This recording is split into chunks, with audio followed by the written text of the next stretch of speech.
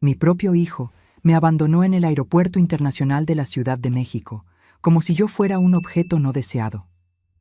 «Mamá, espera aquí, vamos a resolver el check-in», dijo Roberto antes de desaparecer con Juliana, su esposa. 3 horas después, entendí que no regresarían.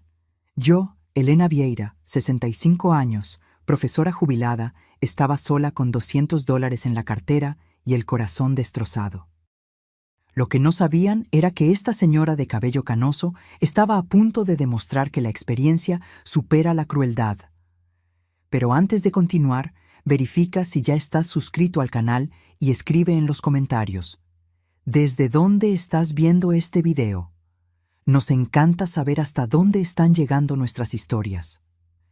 Aquella mañana de septiembre, desperté animada. Roberto me había invitado a pasar un fin de semana familiar en la playa. «Mamá, mereces descansar. Hace tiempo que no viajamos juntos». Arreglé mi pequeña maleta y esperé ansiosamente en la puerta de casa. Cuando el coche de Roberto se estacionó, noté algo extraño en el comportamiento de él y de Juliana. Miradas intercambiadas, sonrisas contenidas, conversaciones susurradas. «¿Está todo bien?», pregunté, intentando disimular mi inquietud. «Claro, mamá, solo un poco atrasados», respondió Roberto, evitando mi mirada. En el camino hacia lo que yo pensaba que era el litoral, Juliana sugirió un cambio de planes. «Elena, estábamos pensando en darte una sorpresa. ¿Y si, en lugar de la playa, fuéramos a Cancún? Siempre quisiste conocer el Caribe mexicano, ¿no es así?». Mi corazón se aceleró. «¿Un viaje en avión?». No viajaba desde que mi marido Carlos había fallecido, 5 años atrás. «Sería maravilloso», respondí, genuinamente feliz con la idea. Fue cuando entendí por qué estábamos yendo al aeropuerto. O al menos, fue lo que pensé entender. «Mamá, espera aquí con la maleta. Vamos a hacer el check-in y volvemos enseguida», dijo Roberto, señalando un banco cerca de la entrada de la terminal. «¿No quieres que vaya contigo?», pregunté confundida. «No hace falta». «Tranquila, que lo resolvemos todo rapidísimo», respondió Juliana con una sonrisa que ahora reconozco como falsa. Se alejaron, conversando en voz baja, y algo en mi interior sonó como una alarma, pero lo ignoré. Al fin y al cabo, era mi hijo, mi único hijo. 1 hora pasó. Después, 2. En la tercera hora, una empleada del aeropuerto se acercó, al ver a una señora sola desde hacía tanto tiempo. «¿La señora está esperando a alguien?». «Mi hijo y mi nuera. Fueron a hacer el check-in», respondí, la voz ya temblorosa por la sospecha que comenzaba a corroerme por dentro. «¿Qué aerolínea?», preguntó ella, amablemente. Fue cuando me di cuenta de que ni siquiera eso sabía. No me habían dicho a dónde íbamos exactamente, qué vuelo, nada. La empleada me acompañó hasta el mostrador de información y después de varios intentos de localizar mi nombre en alguna lista de pasajeros, la dura realidad se impuso. No había ninguna reserva para Elena Vieira en ningún vuelo de aquel día. Intenté llamar a Roberto. Buzón de voz. Mensajes sin respuesta. Después de otra hora intentando contactarlos, recibí un único mensaje. «Mamá, no podíamos más. La casa es nuestra ahora. Dejamos dinero suficiente para que vuelvas al asilo». ¿Asilo? Yo no vivía en ningún asilo. Vivía en mi propia casa, comprada con el sudor del trabajo mío y de Carlos durante 35 años como profesores. La casa que, aparentemente, Roberto ahora consideraba suya. Me senté nuevamente en aquel mismo banco, con las piernas temblorosas, intentando procesar la traición. La gente pasaba apurada, arrastrando maletas, viviendo sus vidas normales mientras mi mundo se desmoronaba. Fue cuando noté un detalle. Mi bolso estaba más ligero. Mis documentos habían desaparecido. Mi identificación, mi CURP, clave única de registro de población, y más alarmante, la escritura de la casa que siempre llevaba conmigo desde la muerte de Carlos, por miedo a perderla. Allí, sola en uno de los lugares más concurridos de Ciudad de México, entendí que había sido víctima no solo de abandono, sino de un golpe meticulosamente planeado por mi propia sangre. Las lágrimas vinieron, inevitables, Pero algo más fuerte nació dentro de mí: determinación. Soy profesora de historia jubilada. Pasé 40 años enseñando sobre revoluciones, resistencias y superaciones. Era hora de aplicar esas lecciones en mi propia vida. Con los $200 que dejaron conmigo, compré un boleto de autobús de vuelta a casa. Durante las 4 horas de viaje, no lloré más, planeé, porque Roberto y Juliana creían que estaban lidiando con una anciana indefensa. No tenían idea de que acababan de despertar a una guerrera que solo estaba dormida por la comodidad de la confianza familiar. Y ahora, esa guerrera estaba volviendo a casa, no para implorar por un lugar que era suyo por derecho, sino para recuperar todo lo que intentaron robar: mi dignidad, mi casa y principalmente mi independencia. Lo que no esperaban era que esta señora de 65 años hubiera guardado por precaución todas las copias de los documentos en una caja de seguridad del banco.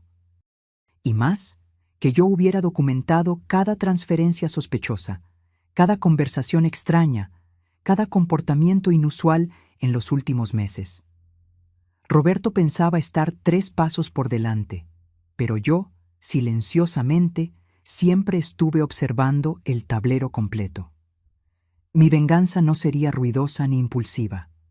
Sería calculada, fría y devastadora, como las lecciones de historia que enseñé sobre los grandes estrategas. Y comenzaría exactamente en el momento en que ellos menos lo esperasen, cuando se sintieran seguros de la victoria. El autobús seguía por la carretera mientras yo miraba por la ventana, determinada. Roberto había aprendido mucho conmigo durante la vida, pero claramente no absorbió la lección más importante. Nunca subestimes a una mujer que sobrevivió a todas las tormentas que la vida le impuso. Cuando descendí del autobús aquella noche, mi ciudad parecía diferente. O tal vez era yo quien estaba diferente. No fui a casa inmediatamente. Sabía que Roberto y Juliana estarían allí, saboreando su aparente victoria. En lugar de eso, me dirigí al único lugar donde sabía que encontraría ayuda incondicional: la casa de Margarida, mi amiga de 40 años y ex colega de profesión. «Elena, ¿qué te pasó?», exclamó ella al abrir la puerta y verme parada allí, con una maleta pequeña y ojeras profundas. Durante un té caliente en la acogedora cocina de Margarida, le conté todo. Ella escuchó en silencio, con los ojos cada vez más abiertos con cada detalle de la traición. «Tienes que ir a la policía ahora mismo», dijo cuando terminé. «No», respondí con una calma que me sorprendió incluso a mí. «Todavía no. Primero, necesito entender exactamente lo que hicieron». Aquella misma noche, accedí a mi banca en línea en el notebook de Margarida. Como sospechaba, grandes sumas habían sido transferidas en los últimos meses. Roberto tenía acceso a mis cuentas desde que Carlos había fallecido, para ayudar a administrar mamá, y se aprovechó de ello. Los extractos mostraban compras en tiendas de lujo, pagos de coches, viajes, todo con mi dinero. Pero el golpe principal estaba en documentos que encontré al visitar el banco a la mañana siguiente. Roberto había iniciado un proceso de transferencia de la casa a su nombre, usando un poder notarial que yo nunca firmé. La falsificación era evidente para mí, pero lo suficientemente convincente para un sistema que rara vez cuestiona cuando un hijo dedicado se encarga de los asuntos de la madre anciana. Durante una semana me alojé con Margarida mientras reunía pruebas. Descubrí que Roberto y Juliana habían contratado incluso a un trabajador social para evaluar mi capacidad mental, pagando por un informe falso que sugería que yo sufría de demencia precoz. Esta era la pieza final del rompecabezas: declararme incapaz y asumir el control total sobre mis bienes. «Esto es criminal», comentó Margarida mientras revisábamos los documentos. «Podrías acabar con ellos en la justicia». «Y lo haré», respondí, «pero no solo en la justicia formal. Quiero que sientan cada segundo de la humillación que intentaron imponerme». Busqué al doctor Paulo, un abogado especializado en derecho del adulto mayor que había dado conferencias en la escuela donde yo enseñaba. Él escuchó mi historia con indignación profesional. «Señora Elena, esto es más común de lo que imagina. La violencia patrimonial contra adultos mayores, especialmente practicada por familiares, es una epidemia silenciosa. Me explicó todas las medidas legales que podríamos tomar, pero también advirtió: el proceso legal puede ser lento. Mientras tanto, ellos continuarán en su casa usando sus recursos. Tengo un plan para eso también, respondí sorprendiéndolo. En los días siguientes, monté mi estrategia. Primero, con la ayuda del doctor Paulo, hicimos una denuncia policial por robo de documentos y falsedad ideológica. Después, conseguimos una orden judicial urgente para bloquear cualquier transacción que involucrara mis bienes. Pero yo sabía que eso no sería suficiente para golpearlos donde realmente importaba, en el orgullo. Roberto siempre fue extremadamente preocupado por su imagen social. Graduado en administración, construyó una carrera como gerente en una empresa respetada, cultivando cuidadosamente la reputación de hombre íntegro y dedicado a la familia. Juliana, por su parte, era activa en grupos de caridad de la iglesia local, siempre publicando en redes sociales sobre valores familiares y cuidado de los ancianos. La hipocresía de ellos sería su propia ruina. Comencé a frecuentar los mismos lugares que ellos: el supermercado donde Juliana hacía las compras, el café cerca del trabajo de Roberto, incluso la iglesia que frecuentaban los domingos. No los abordaba directamente. Solo me hacía visible, descuidada, visiblemente confusa, exactamente la imagen que querían construir de mí. La gente comenzó a notarlo. Elena, ¿cuánto tiempo? Pensé que estabas viajando, como Roberto comentó, dijo la cajera del supermercado. ¿Viajando? No. Estoy viviendo con una amiga porque mi hijo me quitó la casa, respondí con aire ingenuo. Conversaciones como esta se multiplicaron por la pequeña ciudad. Cuando alguien me preguntaba directamente, yo respondía con hechos simples, sin acusaciones directas. Fui abandonada en el aeropuerto. No, no sé por qué. Sí, mis documentos desaparecieron. No, no puedo volver a mi casa ahora.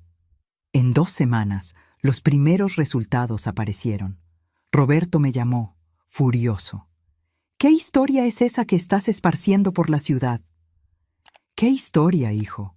Solo estoy viviendo mi vida.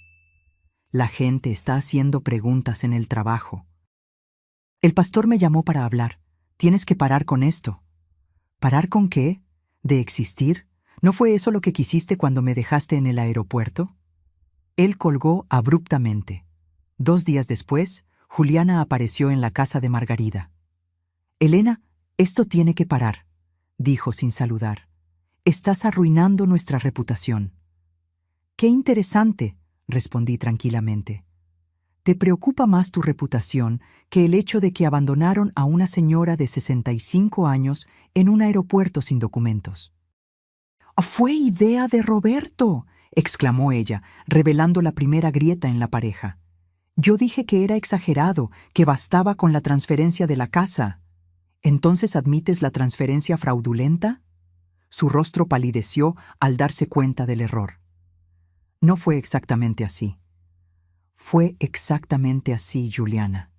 Y tengo pruebas suficientes para mostrar eso a cualquier juez, o pastor, o a tus amigos en la caridad. Ella se fue apresuradamente, pero yo sabía que la semilla de la discordia estaba plantada. El plan estaba funcionando.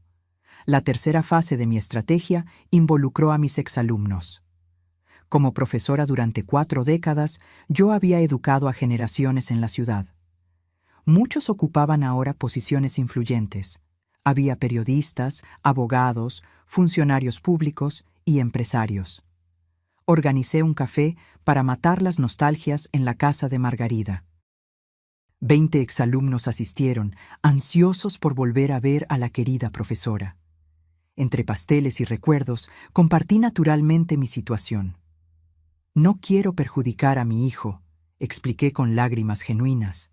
Solo quiero entender por qué sucedió esto y recuperar lo que es mío por derecho. El efecto fue inmediato. Claudia, editora del periódico local, pidió hacer un reportaje sobre violencia patrimonial contra adultos mayores. Marcos, gerente del banco donde Roberto tenía cuenta, se ofreció a verificar irregularidades. Teresa, trabajadora social legítima, prometió hacer un informe verdadero sobre mi capacidad mental. La red de apoyo que construí durante toda la vida estaba ahora movilizándose a mi alrededor, no por venganza, sino por justicia, y por primera vez desde el abandono en el aeropuerto, sentí que no estaba sola en esta batalla. A la mañana siguiente, recibí una llamada inesperada. Era Marta, suegra de Roberto y madre de Juliana. Elena, necesito verte. Hay cosas que necesitas saber.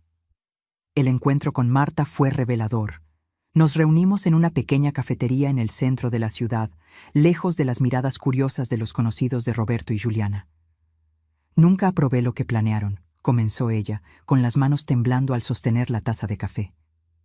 Juliana me contó todo hace algunos meses, creyendo que yo la apoyaría. ¿Cómo podría apoyar algo tan cruel? Marta entonces desenrolló una historia que, aunque dolorosa, finalmente tenía sentido. Roberto estaba endeudado, inversiones arriesgadas, un estilo de vida más allá de sus posibilidades, tarjetas de crédito al límite. La solución más fácil, en su mente, era mi casa, valorada en más de $800,000 y sin hipoteca. El plan inicial era convencerte de vender y vivir con ellos, explicó Marta. Cuando se dieron cuenta de que nunca estarías de acuerdo, decidieron algo más, drástico. ¿Por qué no me contaste antes? Intenté disuadirlos, lo juro. Cuando supe que realmente iban a seguir con eso, te llamé aquella mañana, pero Roberto contestó tu celular. Dijo que estaban saliendo a dar un paseo y que tú llamarías después. Sentí un escalofrío al recordar que, de hecho, no encontré mi celular aquella mañana. Roberto dijo que yo debía haberlo dejado en casa y que no había tiempo para buscar. Después de que supe lo que pasó, me enfermé de preocupación. Pero tenía miedo de involucrarme más, de empeorar las cosas. Cuando vi el reportaje en el periódico de ayer, supe que necesitaba hablar contigo.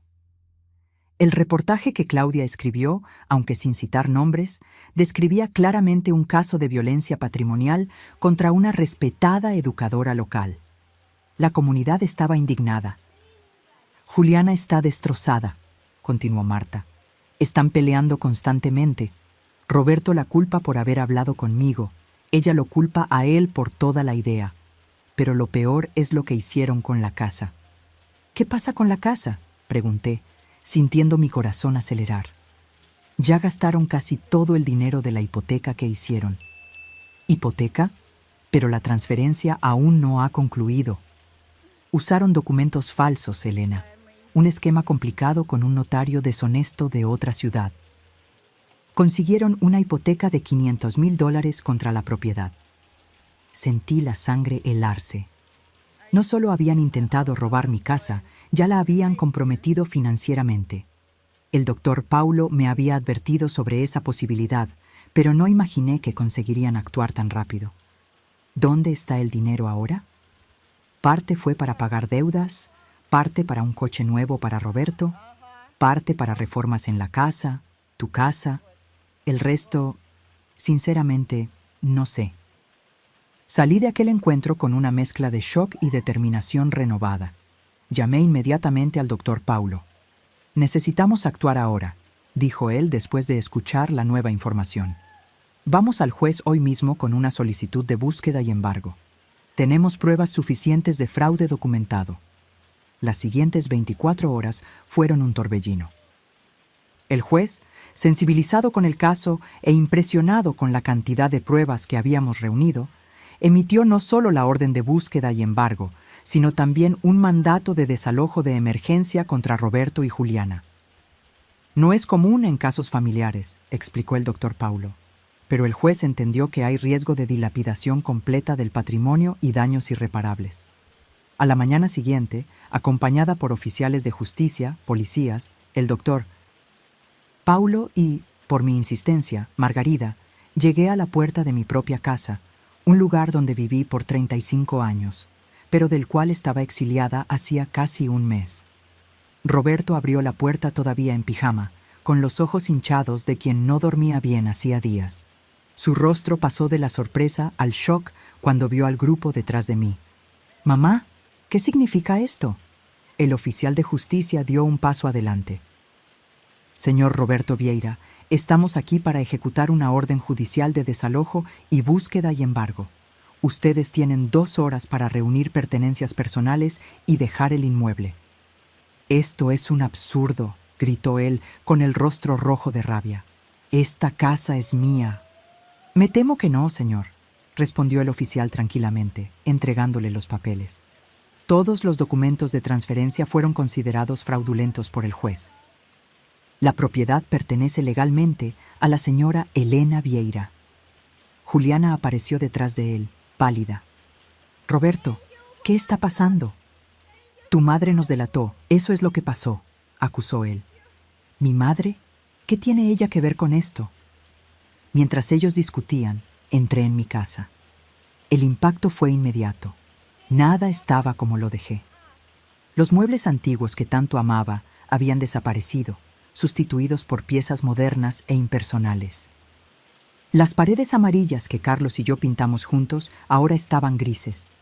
Las fotos de familia, mis libros, mis recuerdos, todo había sido removido o relegado a cajas que encontré apiladas en el garaje.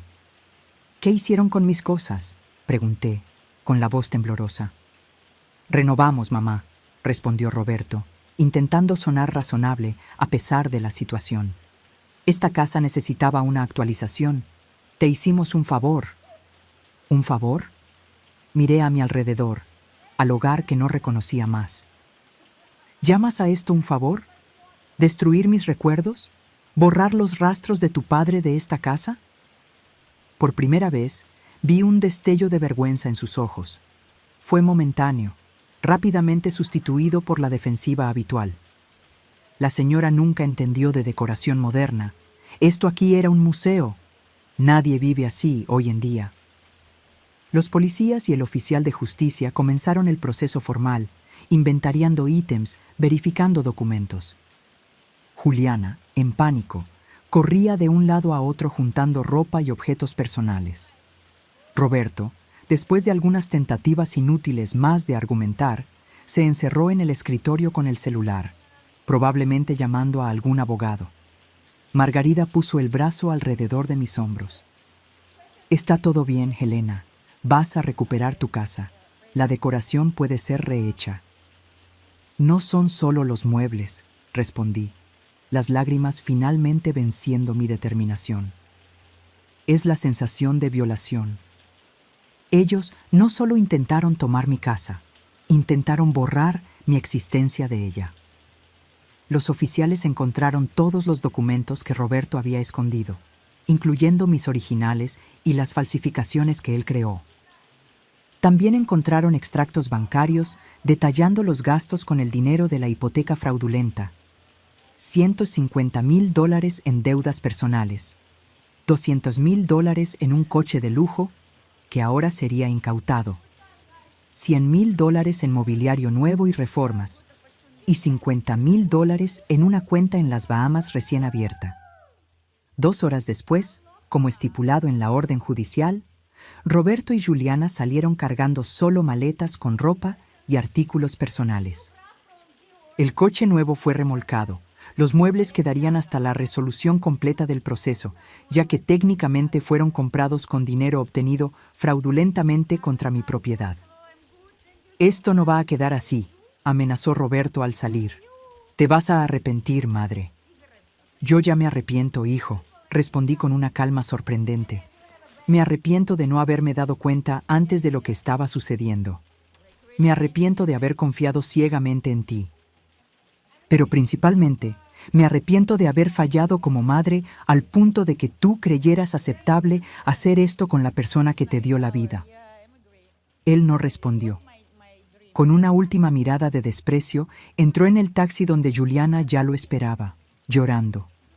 Cuando todos se fueron, los oficiales, los policías, incluso Margarida, que prometió volver más tarde con comida, me quedé sola en mi casa transformada. Me senté en el sofá desconocido y lloré. Lloré por el tiempo perdido, por la confianza traicionada, por los años de recuerdos que intentaron borrar de las paredes. Pero principalmente, lloré por el hijo que pensé haber criado versus el hombre que él se reveló ser. Después de agotar las lágrimas, me levanté y comencé a explorar cada rincón de la casa, recordando cómo era antes, planeando cómo sería de nuevo. En el cuarto que fue de Roberto en la adolescencia, encontré las cajas con los álbumes de familia que ellos no tuvieron el coraje de tirar. Me senté en el suelo, hojeando fotos de un niño sonriente que un día conocí, intentando entender dónde todo salió mal. Fue cuando encontré, escondido entre las páginas de un álbum antiguo, un sobre amarillento dirigido a mí con la caligrafía inconfundible de Carlos. Mi marido, siempre previsor, había dejado una carta que yo nunca supe que existía, probablemente escondida por Roberto tan pronto como la encontró. Con manos temblorosas, abrí el sobre y comencé a leer palabras escritas 5 años atrás, pero que parecían dolorosamente proféticas para el momento actual. Mi querida Elena, si estás leyendo esta carta, significa que ya partí y que algo serio sucedió para que la encuentres. Espero que haya sido por casualidad, durante una limpieza nostálgica y no por necesidad. Pero conozco a nuestro hijo mejor de lo que piensas y temo que un día esta carta pueda ser necesaria. Roberto siempre fue ambicioso desde niño. ¿Recuerdas cómo contaba las monedas de la alcancía todas las noches? ¿Cómo se quedaba fascinado con las casas grandes cuando pasábamos en coche por los barrios ricos? Al principio, nos parecía admirable, un niño con visión, determinación. Pero a lo largo de los años, vi algo que tú, con tu corazón de madre, tal vez te has negado a ver. La ambición de él no tenía límites éticos. Las pequeñas señales estaban allí. El dinero que desaparecía de tu cartera, las mentiras sobre las notas en la escuela, la manera como trataba a los compañeros menos favorecidos. Intenté corregirlo, pero tú siempre creíste que yo era demasiado duro. Es solo un niño, decías, pero los niños crecen, Helena, y se convierten en los hombres que formamos. En los últimos años, Roberto me buscó varias veces para discutir planeación sucesoria, como él llamaba. Quería saber exactamente el valor de la casa, de los ahorros, de las pólizas de seguro. Al principio, creí que era preocupación legítima por nuestro bienestar. Después, me di cuenta de que era cálculo. Por eso tomé algunas precauciones que tú no sabes. Primero, registré todo exclusivamente a tu nombre después de mi jubilación. La casa, el coche, los ahorros, todo está registrado solo como tuyo, no como nuestro. Esto impide que la mitad vaya automáticamente a Roberto como herencia mía. Segundo, abrí una cuenta a tu nombre en el Banco de la Seguridad, sucursal central, que Roberto desconoce. Transferí allí una cantidad significativa. No todo, pues eso despertaría sospechas, pero lo suficiente para garantizar tu independencia en caso de que algo suceda. La contraseña es nuestro aniversario de bodas, seguido por el código que usábamos en la puerta de la sala de profesores. ¿Recuerdas? Tercero, y tal vez más importante, contraté discretamente al doctor Paulo Méndez para ser tu abogado en caso de necesidad. Él tiene copias de todos los documentos importantes e instrucciones para ayudarte si Roberto intenta algo. El número de él está grabado en aquel llavero de madera que te di en nuestro último aniversario. No es solo decorativo. Elena, sé que te estás preguntando por qué nunca te conté sobre estas sospechas. La verdad es que no estaba seguro, y la idea de envenenar tu relación con nuestro único hijo me parecía demasiado cruel. Tal vez estoy equivocado. Tal vez Roberto sea exactamente el hijo amoroso que tú crees que es, y esta carta nunca sea necesaria. Recé para que así fuera. Pero si estás leyendo esto en un momento de crisis, debes saber que no estás sola. Siempre fuiste más fuerte de lo que piensas, Elena. Fuiste tú quien enfrentó a la dirección de la escuela cuando intentaron censurar tus materiales sobre la dictadura. Fuiste tú quien organizó la huelga del 89 que garantizó nuestros derechos. Fuiste tú quien educó a generaciones de jóvenes a pensar críticamente. Usa esa fuerza ahora. No permitas que el dolor o la traición te definan. Lucha por lo que es tuyo, pero no pierdas tu esencia en el proceso. La venganza puede parecer dulce, pero la justicia verdadera es más satisfactoria y te permitirá dormir en paz. Y recuerda siempre, nuestro valor no está en la casa o en los ahorros. Está en las vidas que tocamos, en los alumnos que inspiramos, en el amor que compartimos. Eso nadie puede robártelo. Con todo mi amor, hoy y siempre, Carlos. Las lágrimas corrían por mi rostro mientras doblaba cuidadosamente la carta. Carlos, incluso ausente desde hacía 5 años, todavía cuidaba de mí. Todavía me protegía. Y más importante, me recordaba quién era yo realmente. Sequé las lágrimas y tomé el llavero de madera que usaba desde que Carlos me lo dio, pero nunca había examinado con atención. Girándolo en mis manos, noté una pequeña protuberancia. La presioné y un compartimento secreto se abrió, revelando un pequeño papel con un número de teléfono, exactamente el mismo de la tarjeta que el doctor Paulo me había dado semanas atrás.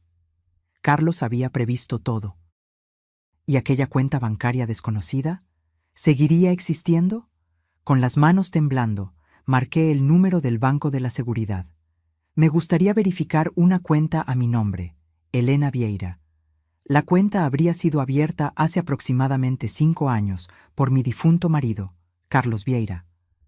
Después de algunas verificaciones de seguridad, la asistente confirmó: «Sí, señora Elena, la cuenta está activa y tiene un saldo actual de $387,942,153, con los intereses acumulados».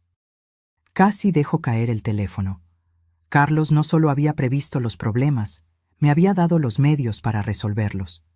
Con ese dinero podría restaurar la casa, recuperar muebles similares a los que perdí, y todavía me sobraría para vivir cómodamente durante años. Aquella noche dormí en el cuarto de huéspedes, ya que mi cuarto había sido completamente remodelado con una cama extraña y decoración impersonal. Pero, por primera vez en semanas, dormí profundamente, con la carta de Carlos bajo la almohada y un plan claro para el futuro. A la mañana siguiente, comencé la reconstrucción. Llamé al doctor Paulo para informarle sobre la cuenta secreta y discutir los próximos pasos legales. La hipoteca fraudulenta sería impugnada, y aunque el proceso podría tardar, las posibilidades eran buenas, considerando las pruebas contundentes de fraude. El banco que concedió la hipoteca tendrá que asumir la pérdida, explicó el doctor Paulo. No realizaron la debida diligencia al verificar los documentos. La casa permanecerá tuya, sin deudas. Enseguida llamé a Margarida y a otras amigas profesoras. En pocas horas, ellas organizaron un voluntariado de limpieza y reorganización. Más de 10 excolegas aparecieron, trayendo comida, productos de limpieza y algo aún más valioso: solidaridad. «Vamos a limpiar esa energía negativa de tu casa, Elena», dijo Lourdes, mi amiga de 30 años, abriendo todas las ventanas. Mientras las mujeres trabajaban, les conté sobre la carta de Carlos. No había vergüenza en compartir la historia ahora. La ciudad entera ya sabía sobre el golpe de Roberto a través del reportaje del periódico. «Carlos siempre fue un hombre prudente», comentó Ivone, que también había conocido a mi marido. «Siempre decía que esperaba lo mejor de las personas, pero se preparaba para lo peor». «Quisiera que él estuviera aquí», confesé, sintiendo su falta con renovada intensidad. «Él está, querida», respondió Lourdes, señalando mi corazón. Y por la carta, parece que nunca se fue realmente. Durante las semanas siguientes me dediqué a recuperar mi casa. No podría restaurarla exactamente como era. Algunos objetos eran irreemplazables, como el sillón donde Carlos leía el periódico o el reloj de pared que ganamos de regalo de bodas. Pero podía crear un nuevo hogar que honrara el pasado mientras miraba hacia el futuro. Contraté a un carpintero para recrear la mesa del comedor, lo más parecida posible a la original. Compré nuevas estanterías para mis libros, que afortunadamente estaban solo empacados y no destruidos. Recuperé algunas piezas antiguas en la tienda de antigüedades de la ciudad y complementé con muebles nuevos que realmente me gustaban, no los que Roberto y Juliana habían elegido. El caso en la justicia avanzaba. La investigación reveló que el esquema era aún más complejo de lo que imaginábamos. El notario deshonesto había facilitado transferencias fraudulentas en al menos 6 otros casos, todos involucrando a adultos mayores. La historia acabó en los periódicos regionales e incluso en un programa de televisión sobre crímenes financieros.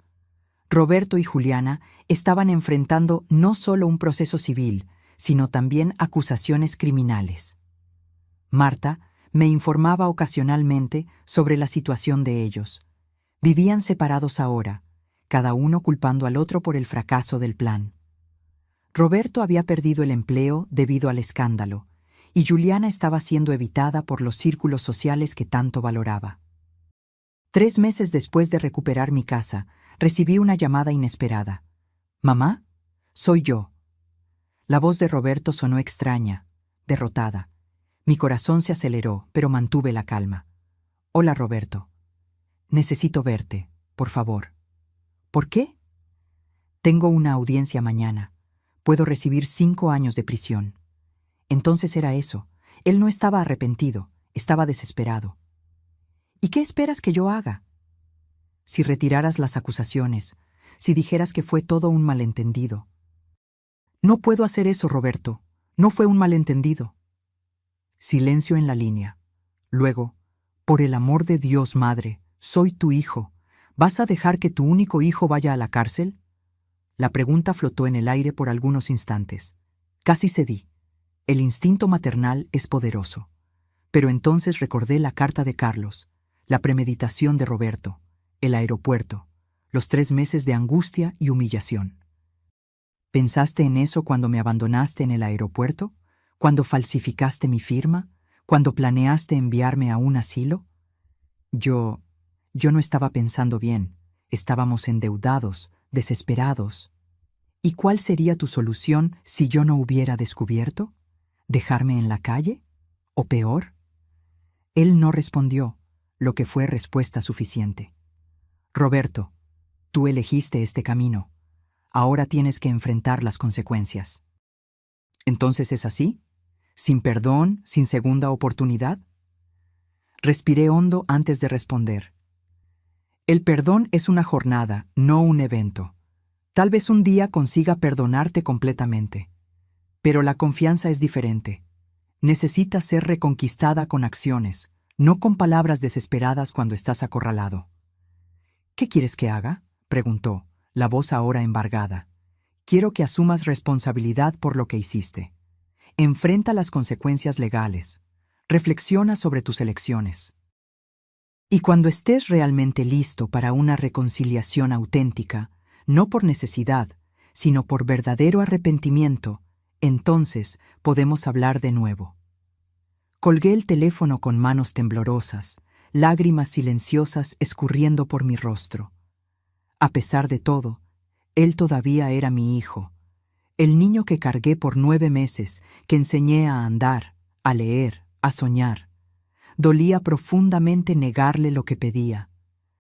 Pero sería aún más doloroso permitir que escapara de las consecuencias de sus acciones sin arrepentimiento real.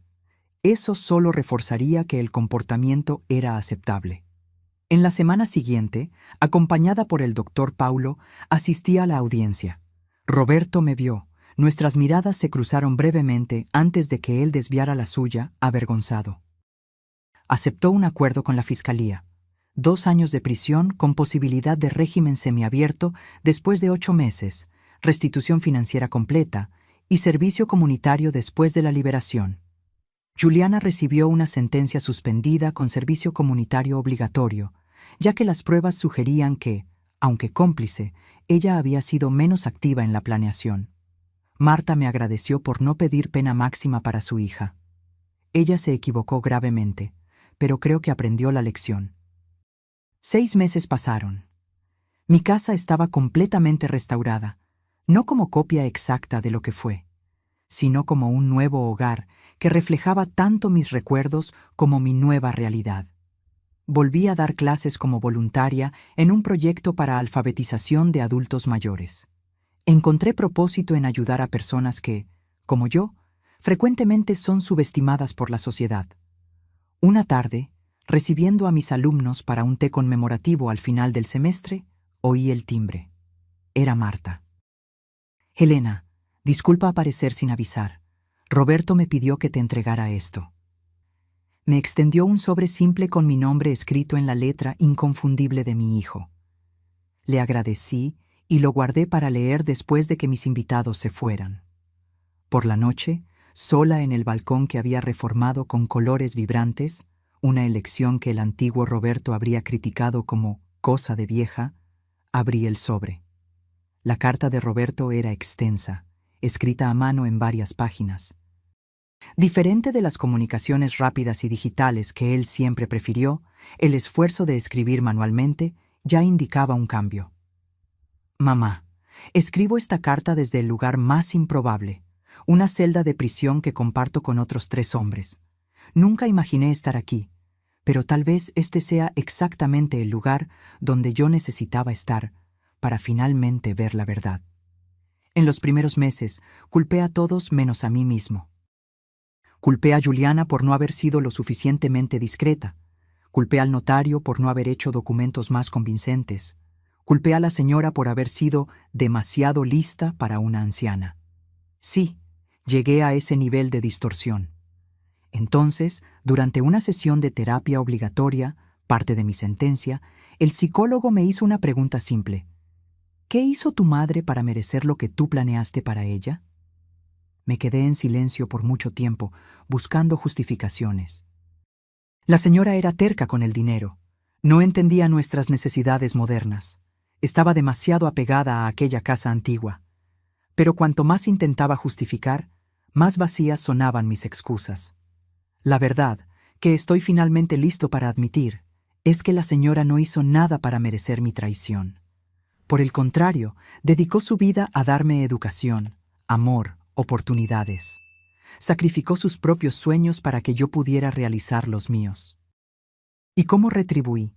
Con avaricia, manipulación y crueldad.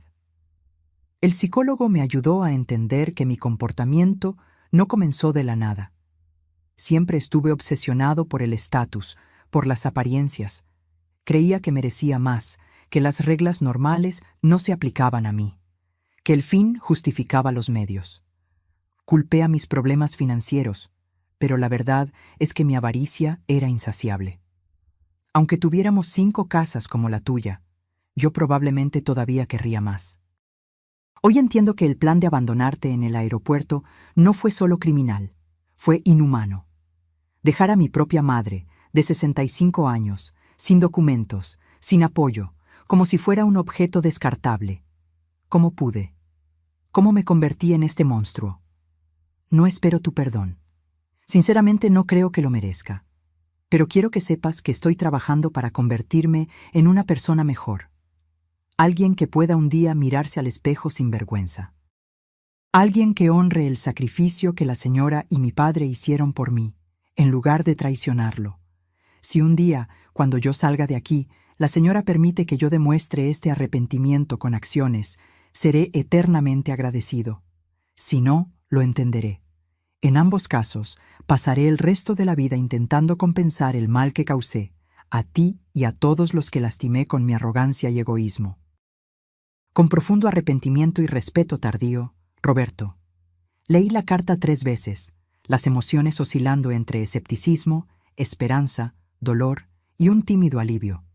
¿Sería sincero o solo otra manipulación de un hombre desesperado por mejorar su situación? No tenía respuestas todavía, solo la certeza de que necesitaba tiempo para procesar esas palabras. Guardé la carta en la gaveta del escritorio y decidí que no respondería inmediatamente. El tiempo diría si el arrepentimiento de Roberto era genuino. En las semanas siguientes recibí 2 cartas más de él. No mencionaban perdón o peticiones, solo compartían reflexiones sobre su infancia, recuerdos de momentos familiares y observaciones sobre su proceso terapéutico en la prisión. Parecía estar realmente haciendo un trabajo interno, aunque fuera imposible tener certeza a distancia. Después de 3 meses de correspondencia unilateral, decidí responder. Mi carta fue breve. Roberto, recibí tus cartas. No puedo decir que estoy lista para perdonar completamente, pero reconozco tus esfuerzos para reflexionar sobre tus acciones. Eso es un comienzo. Me preguntas sobre mi día a día. Retomé la enseñanza como voluntaria. Estoy ayudando a adultos mayores a aprender a leer y escribir. Es gratificante ver a personas de mi edad, o mayores, descubriendo nuevos mundos a través de las palabras. La casa está diferente ahora. No intenté recrear exactamente lo que era antes. Algunas cosas, cuando se rompen, no vuelven a la forma original. Pero creamos algo nuevo a partir de los fragmentos. Encontré la carta que tu padre dejó para mí. Él siempre fue más perspicaz sobre ti de lo que yo quise admitir. Tal vez ambos fallamos contigo de maneras diferentes. Él siendo demasiado duro, yo demasiado permisiva. Los extremos rara vez producen equilibrio. No sé qué le depara el futuro a nuestra relación. Por ahora, estoy dispuesta a continuar esta correspondencia, un paso a la vez. Elena. Nuestro intercambio de cartas continuó por meses. Gradualmente, Roberto comenzó a hacer preguntas sobre Carlos, sobre nuestra vida antes de que él naciera, sobre elecciones que hicimos como padres.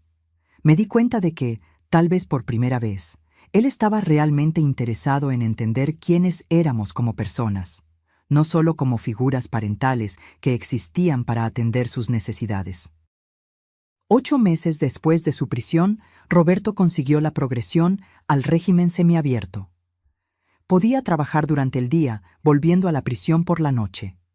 Consiguió un empleo como asistente administrativo en una pequeña empresa.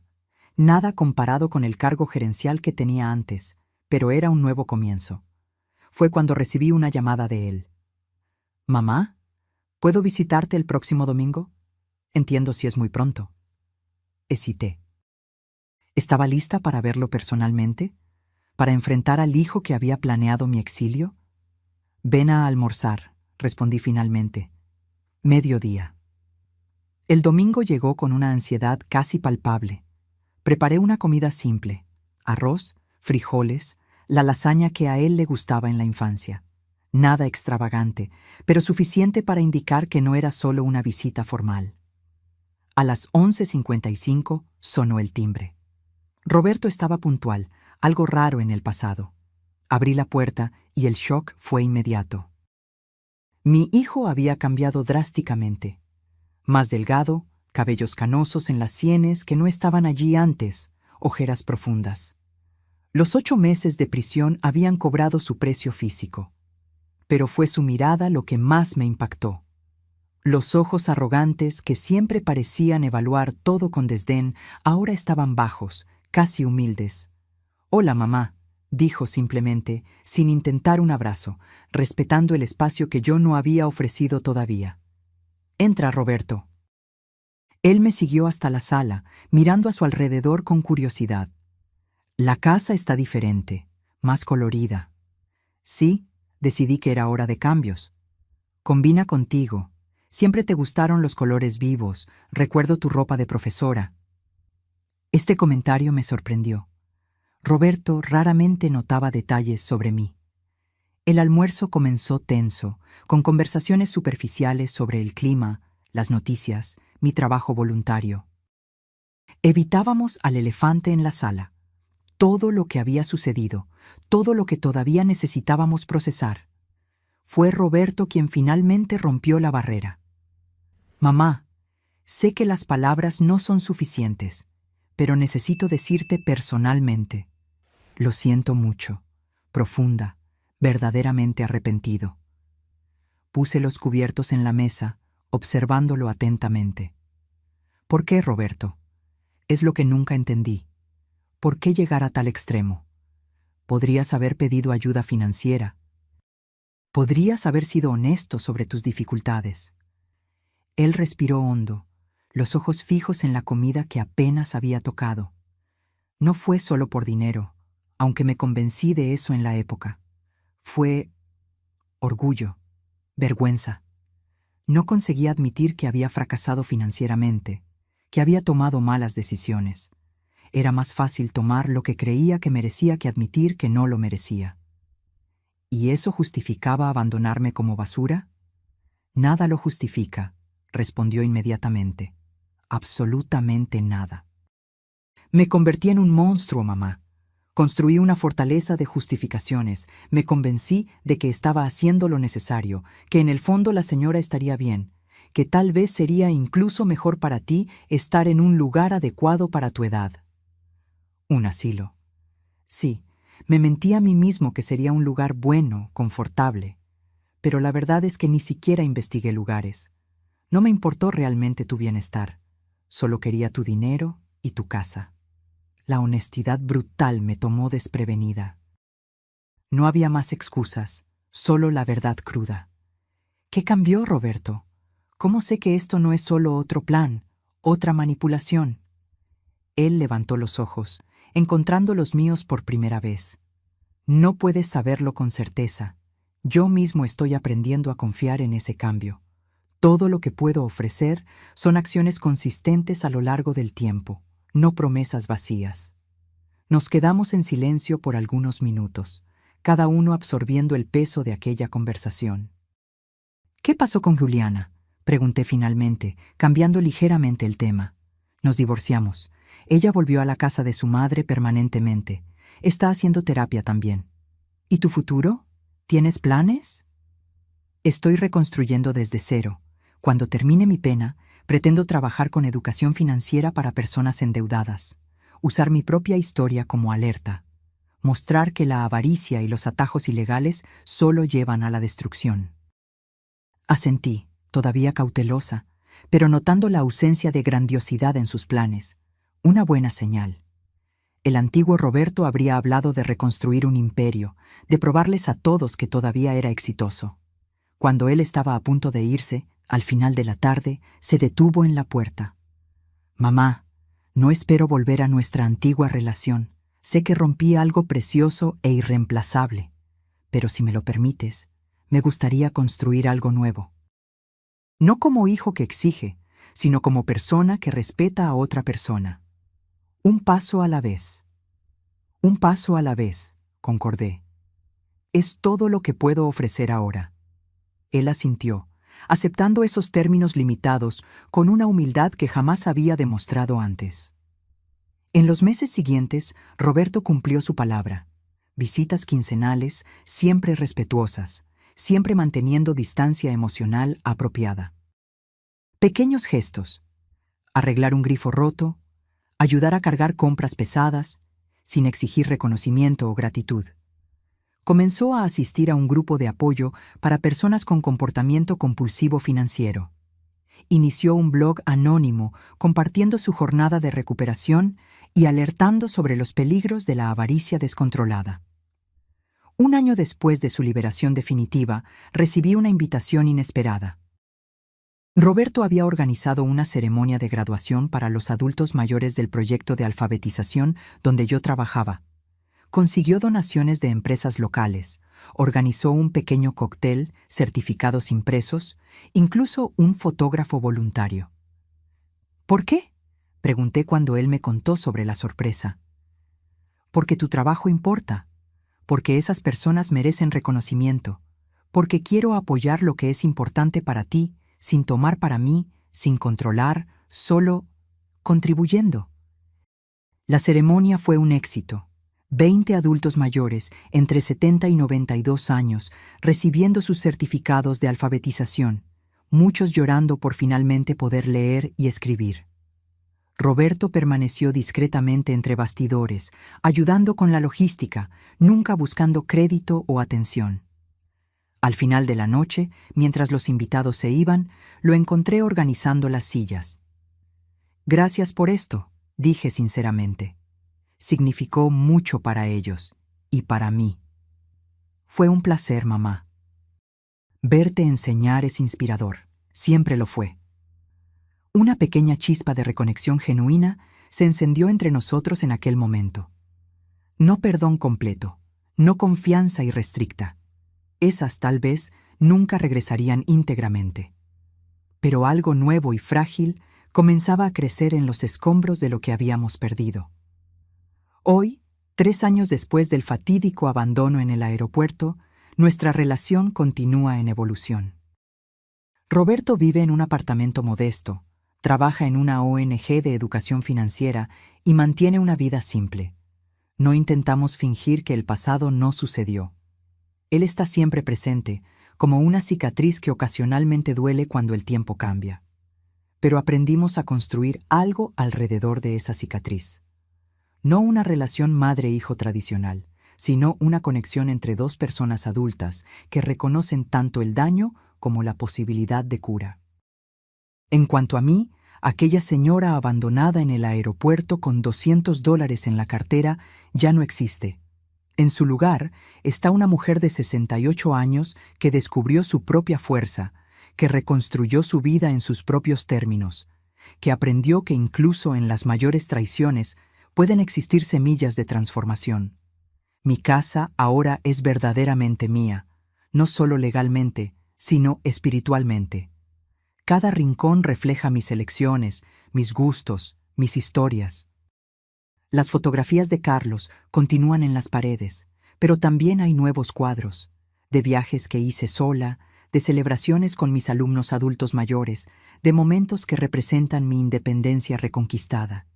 Y en la mesa de noche guardo 2 cartas. Una de Carlos, recordándome que siempre fui más fuerte de lo que pensé.